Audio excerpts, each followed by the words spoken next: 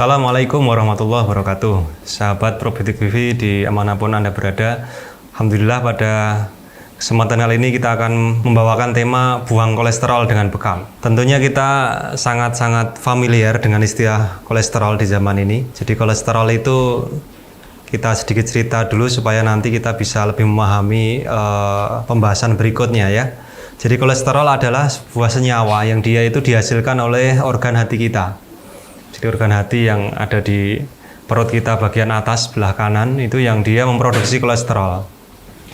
Kolesterol diproduksi, kemudian kolesterol itu harus diedarkan ke sel-sel yang memerlukan atau namanya sel target. Nah, untuk beredar itu maka kolesterol perlu berikatan dengan yang lain, maka dinamakan dengan dia akan berikatan dengan protein atau lipoprotein ya. Jadi lipoprotein itulah yang nanti dia akan membawa kolesterol yang sudah diproduksi di hati, dia dibawa ke seluruh tubuh oleh namanya LDL ya. Kalau kita orang awam bilang itu kolesterol jahat. Jadi LDL itu yang membawa kolesterol dari liver, dari hati menuju ke seluruh tubuh.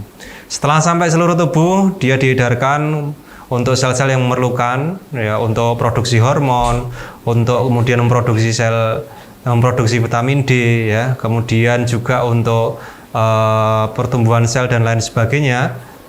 Kemudian dia harus dibawa lagi ke liver atau ke hati. Yang membawa itu adalah namanya HDL, High Density Lipoprotein, dikenal dengan istilah kolesterol yang baik. Maka tentunya kalau kita berpikir secara logika sederhana, ketika orang itu nanti tidak berdampak yang tidak baik terhadap kesehatannya, maka kolesterol itu harus dibawa pulang ke liver.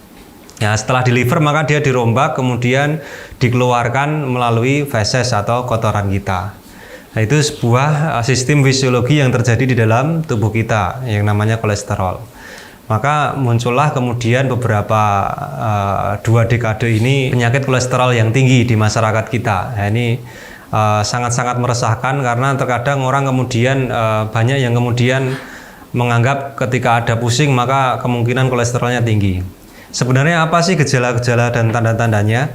Ya sebenarnya kalau kita melihat atau kita mencari referensi yang spesifik terkait dengan gejala kolesterol tinggi sebenarnya tidak ada sebenarnya. Karena gejala-gejala itu akan berdampak setiap